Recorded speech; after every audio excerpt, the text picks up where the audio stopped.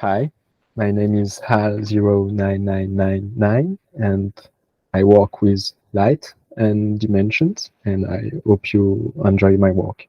I'm mostly working for art and artists and international galleries as a scientific advisor and technical assistant. So I participated to quite a lot of exhibition, but not on my name. And before this, I escaped from the physics university and spent like 5 years in this field. And I also taught a lot of physics and science. And it was for me a bit restrictive or a bit too constrained. So I wanted to widen my field of work. So with the time, I taught physics, but also computer science. And with the time, I started working with artists. So I spent like 15 last years in teaching, in education, and also working in art. I have developed a practice around light and space, not under the HAL name, but under my real name. I was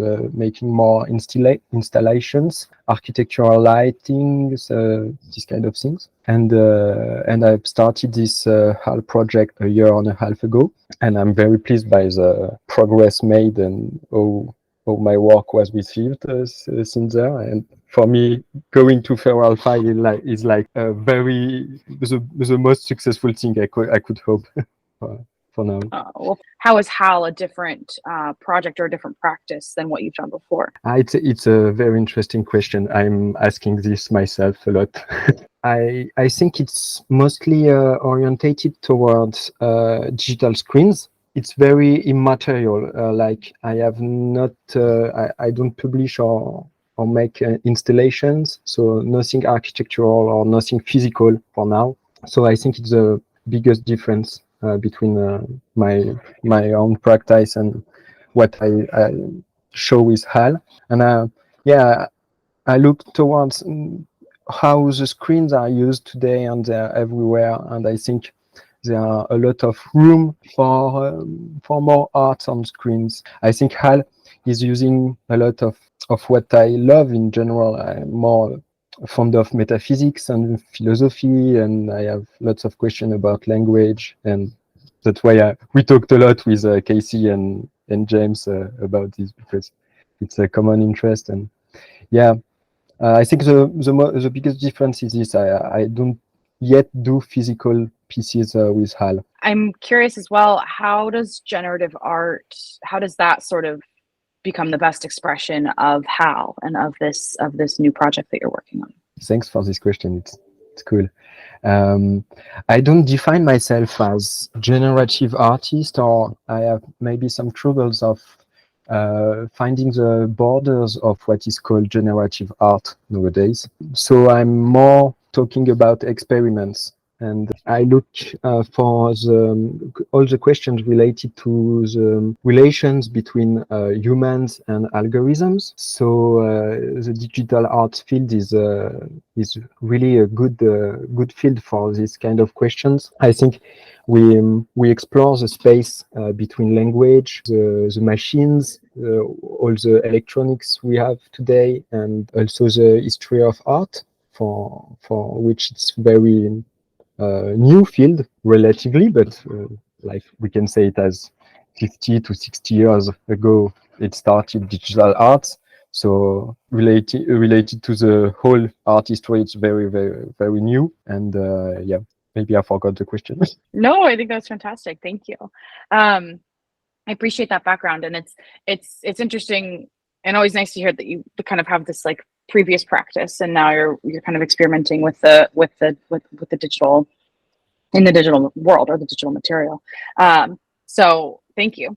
I'd love now to jump to truth, if that's okay. Shall we jump into the exhibition and the piece that you have in it? Yeah, maybe I can add for the last question that the algorithms, they are the core of my practice since forever, because I'm like fond of computers since I'm a child, and I always was on the do-it-yourself side of things. So I learned electronics, and I'm always fascinated by the infinite possibilities we got with this medium. And the fact that now everyone uses computers, chips, processors everywhere, I feel that it's like the most common medium nowadays. Yeah, and for me, using algorithm to make experiments is kind of a way to link my scientific curiosity with the notion of the concept of experiment, like experience, experiment. In English, it's two different words, but in French, we only have experience. And I'm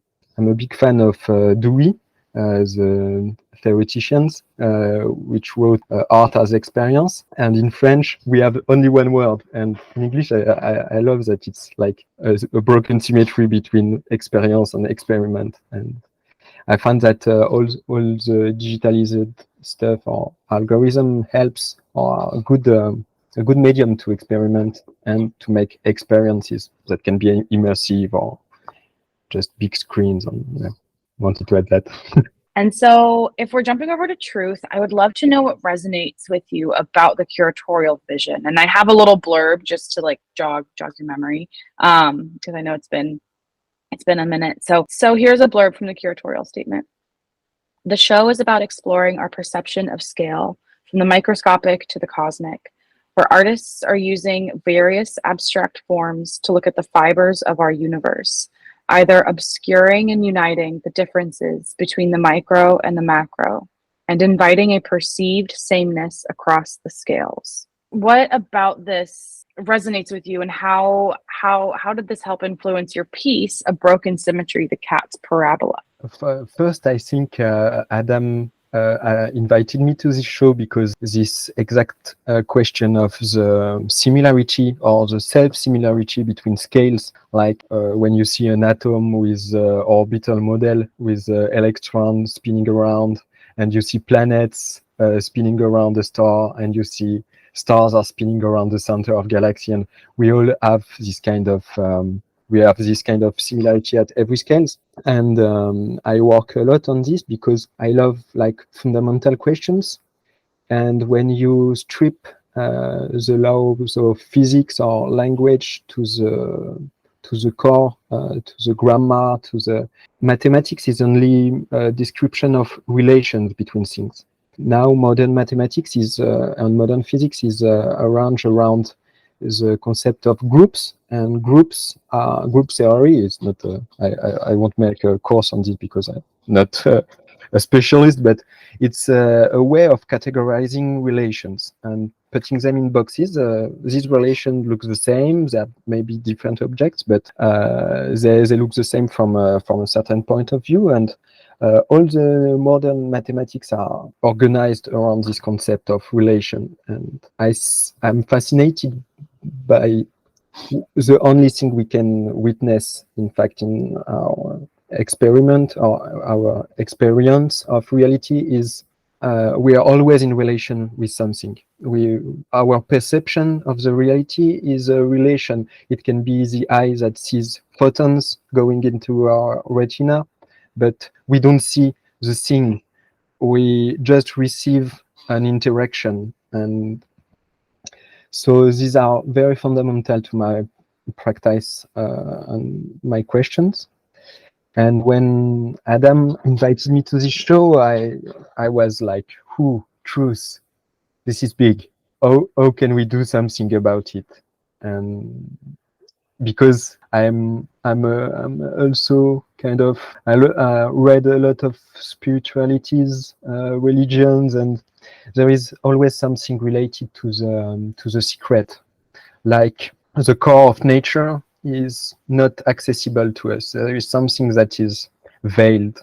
And when you read a bit of philosophy around the question of truth, you have this mythical figure, which is Isis, which is a goddess with lots of breasts, which is very generous, but also it is veiled. And in the mythology, if you unveil it, if you lift this veil, you are maybe dead or depressed, and because there is something too strong in the real truth to be witnessed by our small consciences, and there are things that we can process logically. And so I was like, whew, this is a big topic. I can't attack it like directly in front. I can't be in front of this, but I will try to find something. So I was thinking a lot about this essay from Wittgenstein, which is Tractatus Logico-Philosophicus. It's like a poem, a logical poem around what you can say and if we can tell anything that we imagine. I love the idea that you talk about something, but it is also important to consider what you didn't talk about. And this is a big part of this essay from Wittgenstein. It's also the idea that, okay, we can talk about a lot of topics, a lot of things. We can designate objects around us. We can say what is the world, what is the reality. But there are things we don't have words. The religions, the metaphysics try to guide people on a path, but they don't tell the solution, the exact solution. We each have to work, and it's a process to access to maybe a form of truth. So how did you arrive at this title? Well, it was a long process. In fact, it's often I create titles at the last moment because I often see this as a keystone from the building, for the building. Coming to this was a long process, and I didn't want to, usually for smaller experiments, I usually use physics terminology, a vocabulary issued from physics, because I use this as an international language, like transcultural. I think that science is almost recognized by almost all cultures in the world. Each has his own beliefs around it, but there are something like fundamental in mathematics and physics, and it's kind of a shared language. But for this one, I thought that it was, again, maybe too direct, and I wanted to go deeper and find something that resonates with maybe the ethics I discovered working on this. So the title, in fact, is also symmetry. It's in two parts, but again, I love playing between English and French. And in French, parabole is the same word used to designate the antenna, the dish antenna, which is parabola in English, but also the parable, the allegory. But I found that in English it's a very biblical word, parable. And I didn't want, of course, I'm not talking about religions directly, and I don't want to emphasize on one more than the other. It's not my goal at all. But in French, a parable is also a synonym for allegory. So I find it fun that in the title, I'm also having something that is a symmetry that is broken between the English and French. And the title, I see it like a tree. Like you have the trunk, yes.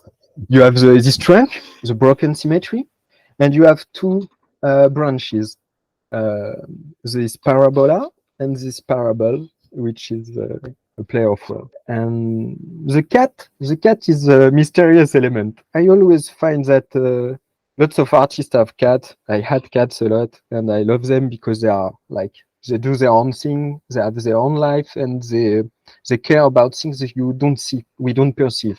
Sometimes you have a cat sleeping and hop, he wakes up and he have seen something, and we don't see it. And I'm fascinated by this. What did the cat hear, see? And for me, this relations between this relation with the invisible is what I wanted to emphasize on with the title. Yeah. Thinking about how physics plays a big role in your work, there's this beautiful interplay of light and dark. Could you talk a bit about the aesthetics of that? This is thank you for the question. It's really cool. It's something I developed since I think the beginning of HAL is playing on very contrasted pictures. I think when you talk about like fundamental topics like physics is studying atoms, molecules, space, time, the universe. We always have this dramatic imagery in mind. When you see a faint, a tiny dot on a black background, it immediately evokes maybe a star, a galaxy, or an atom seen at the microscope. And so this is the kind of aesthetics I like, because for me the dark part of the image is almost as important as the bright part. For me, these dark areas are a big part of my picture of all the works I produce, because like I said at the beginning, it's for me it's also talking about what we don't know, what we can't tell about, what we can't speak about, and this is something I make a lot of room for these dark areas in my works. And the contrast is interesting also because it catches our attention. We focus quickly when we see something very contrasted. I want to suscitate, to make people curious, to create curiosity. And having this kind of imagery, which is evocative of scientific imagery, is for me a way of bringing curiosity of like wonder about the wonders of nature, and I use this as a strong denominator in all my works. Yeah, I don't program, I don't code shapes at all. Like all the shapes that appears in my particle systems are always the result of a physical process, of a dynamic process. So I don't code. I want a sphere. I want a wave. I want ripples. It's always a result of the experiment. For broken symmetry, the cat's parabola, I was working on the breaking of the symmetry. Modern physics believes that all the fundamental forces we now know there are four, like electromagnetic, the light, radio signal, gravity, and also two subatomic interaction, which are the strong and the weak interaction.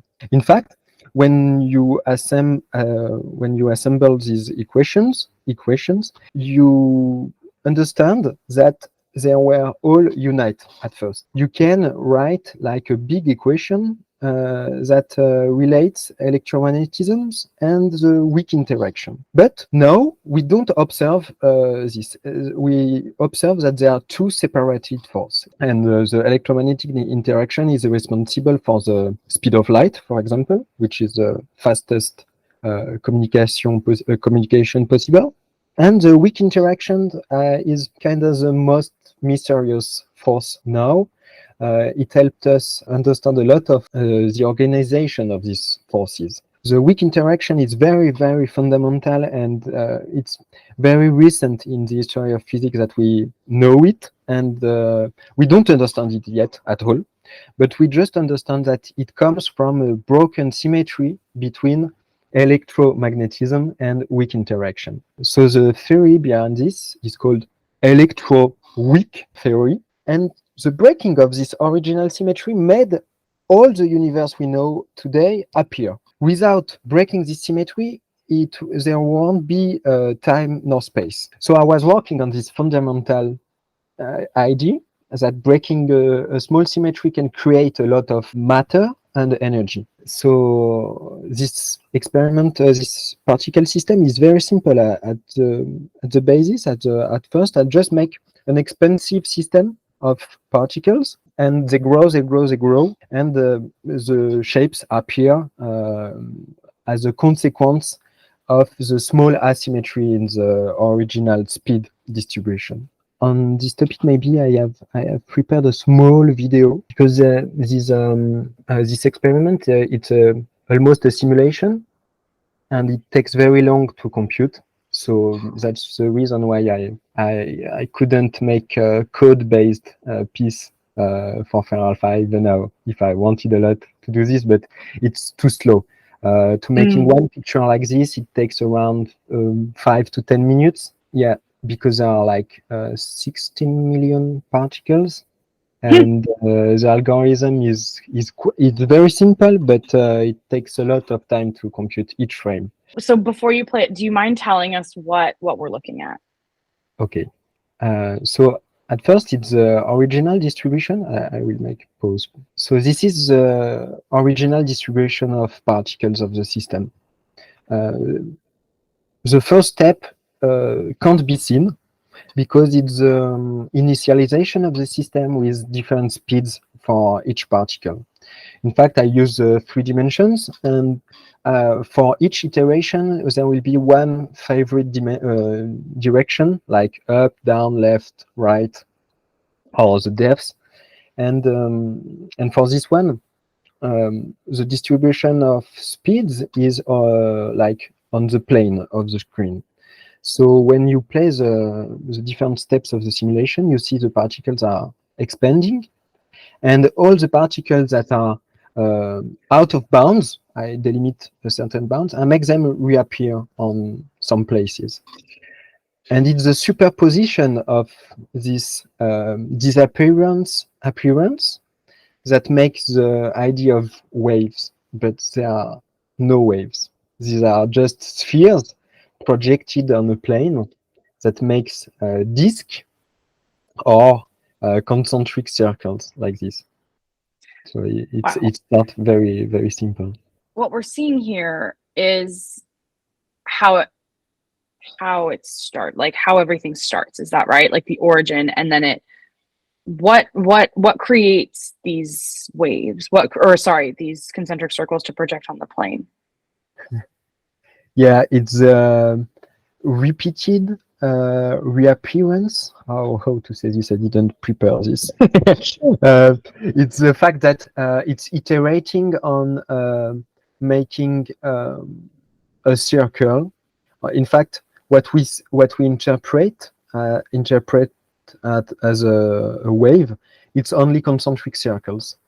But it's always the same question as a lot of my older works, like projecting things on a plane, like a screen. When I love 3D, I think that animations on 3D works are fascinating, but I always miss the volume. And when you project a volume on a screen, it's only our brain that reconstitutes the sensation, the feeling of depth of volume. But when you try to keep the planeity, the fact that the thing is plane, on a plane, like flat, a sphere becomes a circle. A box, like a cube, when you project it on a plane, on a flat surface, you see a square. You don't feel the volume at all. And so when you see 3D on a flat screen, it's always a projection of a 3-dimensional space on a 2-dimensional space that the screen is. So it's a fundamental illusion about reality. It's like the Platon cavern, or it's exactly this. What we interpret as particles at the subatomic scale.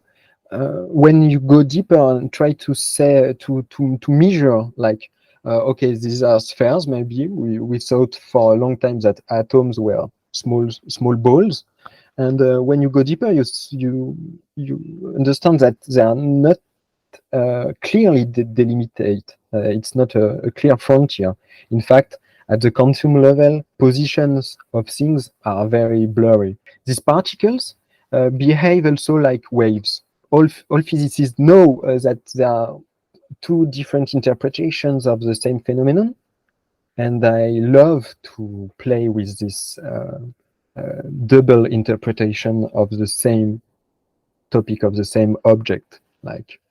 And for the broken symmetry Katz parabola, that what fascinates me is that I use a very, very simple algorithm that just makes things expand. And at the end, we get particles like bubbles, balls, spherical things, and we got these wave-like things like ripples. And it's telling us something very fundamental about the nature of reality in which we evolve.